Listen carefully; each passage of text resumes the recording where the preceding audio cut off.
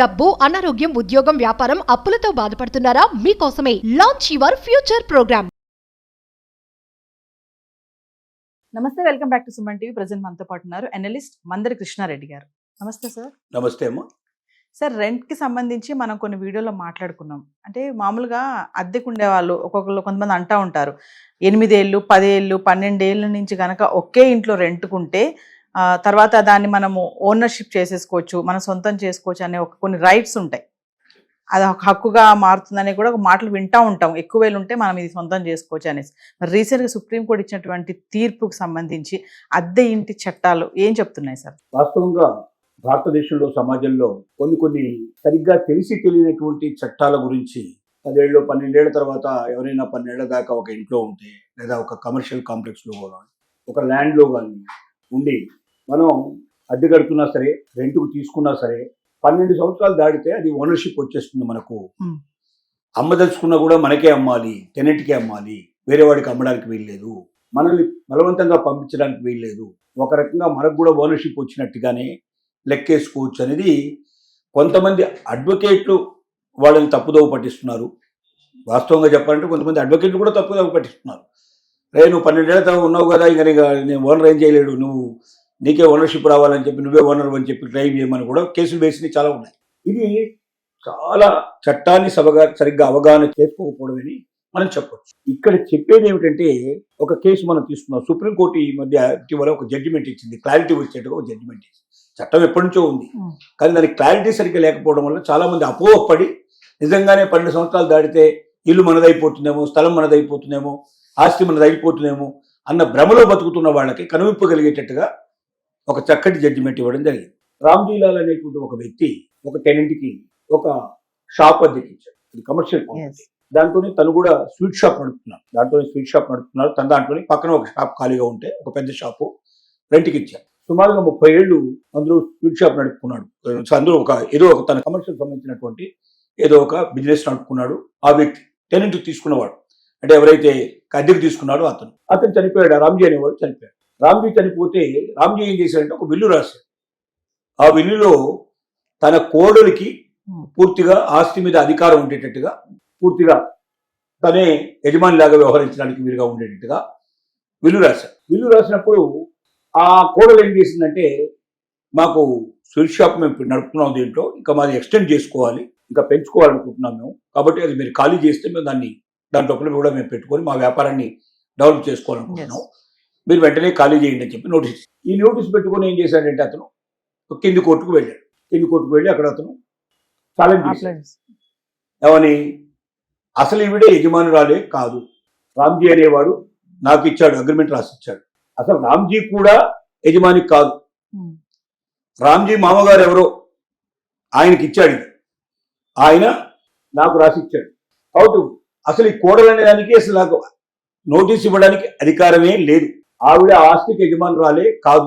ఆవిడకి ఏదైతే విల్లు రాయబడిందన్నారో ఆ విల్లు అంతా కూడా ఫ్రాడ్, ఆ విల్లు ఒరిజినల్ కాదు, దుకాయించడానికి పనిచేస్తోంది అని ఇలాగా కోర్టుకు విన్నవించుకున్నాడు. కింది కోర్టు ఏం చెప్పిందంటే, అసలు యజమానురాలే కానప్పుడు నీకు నోటీస్ ఇవ్వడానికి అవకాశమే లేదు, కాబట్టి ఈ నోటీస్ చెల్లదు, నువ్వు ఖాళీ చేయాల్సిన అవసరం లేదని చెప్పి జడ్జిమెంట్ అతనికి అనుగుణంగా ఇచ్చింది. ఆ తర్వాత ఆ కోడలు ఏం చేసిందంటే, జిల్లా కోర్టుకు వెళ్ళి డిస్ట్రిక్ట్ కోర్టులో ఛాలెంజ్ చేసింది. డిస్ట్రిక్ట్ కోర్టు జడ్జి గారు కూడా ఏం చేశారంటే, కింది కోర్టు ఇచ్చినటువంటి తీర్పే సరైన తీర్పు, ఇందులో ఏమీ జోక్యం చేసుకునే అవకాశం లేదు, టెనెంట్కి పూర్తిగా దాని మీద అప్పు, ఎందుకంటే నోటీస్ ఇచ్చిన వాడు యజమాని కాదు కాబట్టి, నోటీస్ ఇచ్చిన వాడు యజమాని కానప్పుడు యజమానికి నోటీస్ ఇచ్చేటువంటి హక్కు ఉంటుంది తప్ప వేరే వాళ్ళకి లేదు, కాబట్టి ఆ నోటీస్ చెల్లనేరదు, కాబట్టి అతను ఖాళీ చేయాల్సిన అవసరం లేదని మళ్ళీ డిస్ట్రిక్ట్ కోర్టు కూడా చెప్పేసి. ఈ 2 కోర్టులు అయిన తర్వాత కోడలు అక్కడ ఊరుకోకుండా హైకోర్టుకి వెళ్ళింది. హైకోర్టులో కూడా కోడలికి చుక్కెదురైంది. ఆ టెనెంట్కి అనుగుణంగానే తీర్పు వచ్చింది. కానీ పట్టు వదలని విక్రమార్కురాలాగా ఆవిడ సుప్రీంకోర్టు దాకా వెళ్ళింది. అప్పుడు కానీ సుప్రీంకోర్టు సరైనటువంటి నిర్వచనాన్ని చెప్పింది. ఫస్ట్ థింగ్ ఏంటంటే, టెనెంట్ ఈజ్ టెనెంట్ అంతే. వాడు ఎవడైనా కానీ అద్దెకు తీసుకున్నవాడు మాత్రమే అతను యజమాని కానేరడు. దానికి సంబంధించిన యజమాని ఎవరు అనేది వాళ్ళు తెలుసుకుంటారు. యజమాని అవునా కాదని వాళ్ళ వారసులు ఎవరున్నారో వాళ్ళు తేల్చుకోవాల్సిన విషయం, నువ్వు తేల్చుకోవాల్సిన విషయం కాదు. ప్రస్తుతానికి ప్రాపర్టీ ఎవరి ఆధీనంలో ఉంది? వాళ్ళని ఆవిడ ఆధీనంలో ఉంది. ఆవిడకి రామ్జీ అనేటువంటి వాడు బిల్లు రాసిచ్చాడు. రామ్జీకి కూడా యజమాని కాదని నువ్వు అంటున్నావు. మరి రామ్జీ యజమాని కానప్పుడు రామ్జీ కదా నీకు ఇచ్చింది అగ్రిమెంటు, రామ్జీ కదా నీకు అద్దెకి ఇచ్చింది. మరి రామ్జీ యజమాని కానప్పుడు నువ్వు అద్దెకి ఇచ్చినప్పుడు నువ్వు ఎందుకు వచ్చావు? దాంట్లోకి ఎందుకు వచ్చావు? అంటే రామ్జీ యజమాని అనేటువంటి దానికి నువ్వు అంగీకరించే వచ్చావు, నువ్వు టెనెంట్గా అందులోకి వచ్చావు. నువ్వు ఎప్పుడైతే యాజమాన్యాన్ని అంగీకరించి నువ్వు అగ్రిమెంట్ రాసుకున్నావో అప్పుడు నువ్వు అతని యజమాని అయినట్టే లెక్క. యజమాని అతని మామగారు అతనికి ఎలా ఇచ్చాడంటే అతనికి మధ్యలో ఉన్నటువంటి సంబంధం, నీకు సంబంధించిన విషయం కాదు. నువ్వు ఒప్పుకున్నావు కదా. మరి అతని ప్రాపర్టీ కానప్పుడు మీరు ఎట్లా అగ్రిమెంట్ రాస్తారంటే, మీరు అగ్రిమెంట్ రాస్తే చెల్లుబాటు కాదు కదా, నేను ఎట్లా వస్తాను అనాలి కదా. అంటే నువ్వేం చేశావు? రామ్జీ నా యజమాని అని అంగీకరించి అతని దగ్గర నువ్వు రెంటల్ డీడ్ రాసుకొని నువ్వు దాంట్లోకి ఎంటర్ అయ్యావు. 30 ఏళ్ళు అయిపోయింది, ఆయన చనిపోయాడు. ఆయన కోడల పేరు మీద ఆయన ఇల్లు ఇచ్చాడు, కొడుకు పేరు మీద ఇవ్వలేదు. ఎందుకు ఇవ్వలేదు మనకు సంబంధం లేదు, దానికి రకరకాల కారణాలు మనకు సంబంధం లేదు. నువ్వు యజమాని కాదు, యజమాని తరపున నీకు ఒక ఆర్డర్ వచ్చింది, రిక్వెస్ట్ చేశారు. వాళ్ళే ఇప్పుడు ప్రస్తుతానికి ఆధీనంలో ఉన్నది, వాళ్ళ ఆధీనంలో పూర్తిగా ప్రాపర్టీ అంతా వాళ్ళ ఆధీనంలో ఉంది. వాళ్ళని ఎవరు ఛాలెంజ్ చేయలేదు. నువ్వు యజమాని కాదు, ఈ ప్రాపర్టీలో ఎలా ఉంటున్నావు అని వాళ్ళ వారసులు ఎవరు ఛాలెంజ్ చేయలేదు. వాళ్ళ వారసులు ఛాలెంజ్ అయినప్పుడు నీకేం సంబంధం? నీకు నోటీస్ ఇచ్చినప్పుడు నువ్వు ఖాళీ చేయాల్సిన బాధ్యత నీకుంది. టెనెంట్ ఎప్పటికీ యజమాని కాలేడు. చాలా క్లియర్గా స్పష్టంగా సుప్రీంకోర్టు ఇచ్చిన జడ్జిమెంట్ ఇది. టెనెంట్ ఎప్పుడు యజమాని కాలేడు. గతంలో ఏమైనా ఉంటే బ్రిటిష్ జమానాలో ఉన్నటువంటి ఏమైనా ఉంటే అలాంటివన్నీ కూడా తర్వాత మార్పులు చేర్పులు చేయబడ్డాయి. ఇప్పుడున్న చట్టాల లోపల క్లారిటీగా క్లియర్గా టెనెంట్ ఈజ్ టెనెంట్, యజమాని ఇద్దరి మధ్య తేడా ఉంది. యజమాని కోరినప్పుడు టెనెంట్ దాన్ని ఖాళీ చేయాల్సిందే. నేను 12 ఏళ్ళు ఉన్నాను, 14 ఏళ్ళు ఉన్నాను, 20 ఏళ్ళు ఉన్నాను అంటే ఒప్పుకోబడదు. ఒక భూమిలో ఎవరైనా తమదే భూమి అని చెప్పగలిగేటువంటి డాక్యుమెంట్స్ వాళ్ళ దగ్గర ఉంటే అవి ఫేక్ డాక్యుమెంట్సా ఒరిజినల్ డాక్యుమెంట్సా తర్వాత సంగతి. ఒక డాక్యుమెంట్ తనదే అని, ఆ ల్యాండ్ తనదే, తనకు 12 వాళ్ళ ద్వారా సంక్రమించింది అనేటువంటి డాక్యుమెంట్ ఉండేటువంటి వాళ్ళు ఎవరైనా భూమి మీద ఉన్నట్టయితే వాళ్లకు కొంతమేరకు హక్కులు ఉండేటువంటి అవకాశం ఉన్నది అనేది కొన్ని జడ్జిమెంట్స్ ఉన్నాయి. కానీ అది 100% కాదు. పూర్తిగా తనే హక్కుదారుడని నిరూపించుకోవాల్సిన బాధ్యత కూడా వాళ్ళ మీదే ఉంటుంది. అంటే ఇద్దరు క్లెయిమ్ చేశారనుకోండి, ఒకడు భూమిలో ఉన్నాడు ఇప్పుడు, ఒకడు భూమి మీద లేడు. అంటే ఆ భూమి మీద లేడు. కానీ ఒరిజినల్ డాక్యుమెంట్స్ నా దగ్గర ఉన్నాయి, ఇది నా ల్యాండ్, వీడు ఆక్రమించుకొని దీని లోపల వాడు గుడి చేసుకున్నాడు, లేకపోతే ఇంకేం చేసుకున్నాడు, వ్యవసాయం చేసుకుంటున్నాడు, కాబట్టి ఈ ల్యాండ్ నాది వాడిది కాదు అని చెప్పి, లేదా ఈ స్థలం నాది వాడి కాదు అని ఎవరైనా కోర్టుకు వెళ్ళాను. కోర్టుకు వెళ్ళినప్పుడు చిన్న అడ్వాంటేజ్ ఏమొస్తుందంటే, ఎవరైతే ప్రజెంట్గా ల్యాండ్ మీద ఉన్నారో వాళ్ళకు కొంచెం ఎక్కువగా అడ్వాంటేజ్ ఉంటుంది.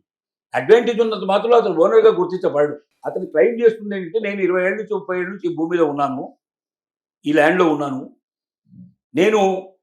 నేను యజమానిగానే ఉన్నాను, ఇక్కడ నేను టెనెంట్గా లేను, యజమానిగానే ఉన్నాను, కాబట్టి ఇది నా ల్యాండు, కావాల్సిన డాక్యుమెంట్స్ నా దగ్గర ఉన్నాయి, కాబట్టి నాకు న్యాయం చేయండి అని కోర్టుకు వెళ్ళే అవకాశం ఉంది. అవి ఒరిజినల్ డాక్యుమెంట్లా కాదా, అవి పనికొచ్చే డాక్యుమెంట్లా కాదా, ఫేక్ డాక్యుమెంట్లా అనేది కోర్టు నిర్ణయిస్తుంది. కానీ అక్కడ కొంత అడ్వాంటేజ్ ఎవరికి ఉంటుందంటే, భూమి మీద ఉన్న వాడికి కొంత అడ్వాంటేజ్ ఉంటుంది. వాడు టెనెంట్ కాకపోతే, వాడు టెనెంట్ అయితే 20 ఏళ్ళున్నా, 30 ఏళ్ళున్నా, 50 ఏళ్ళున్నా, టెనెంట్ ఈజ్ టెనెంట్, యజమాని. ఎప్పటికప్పుడు ఆ రకమైన వాడు రాసుకున్న అగ్రిమెంట్ని రివైజ్ చేస్తూ పోతూ, లేకపోతే యాక్సెప్ట్ అయితే ఇద్దరు రెంట్ ఇచ్చుకుంటూ పోతూ, ఇవన్నీ కూడా వాడు టెనెంట్గానే ఉన్నాడు అనేది నిరూపించగలిగే అవకాశాలు మన దగ్గర ఉన్నప్పుడు అతను ఎప్పటికీ యజమాని కాలేడు.